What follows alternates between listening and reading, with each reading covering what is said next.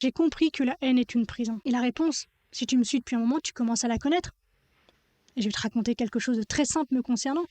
J'ai été SDF, j'ai été séquestrée, j'ai été frappée, j'ai été violée, j'ai été humiliée, j'ai été trahie. Et aujourd'hui, j'aime ces personnes. Pas parce que je suis une sainte, clairement pas loin de là, pas parce que je serai au-dessus de qui que ce soit, pas parce que j'ai tout pardonné dans un grand élan spirituel, mais parce que j'ai compris quelque chose. J'ai compris que la haine est une prison.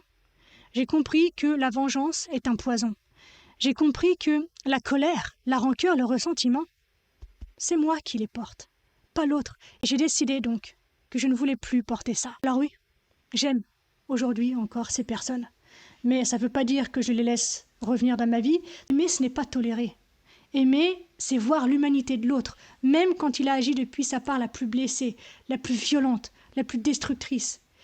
Aimer, c'est refuser de réduire l'autre à ses actes.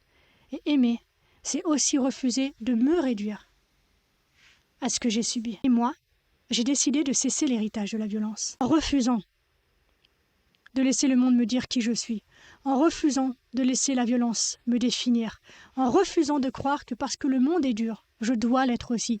Je choisis de rester douce, pas naïve, douce. Je choisis de rester ouverte, pas fragile ou vulnérable au sens toxique du terme. Je choisis de rester vivante, pas insouciante. Et ça, c'est pas de la bulle bisounours. C'est la forme la plus radicale de résistance.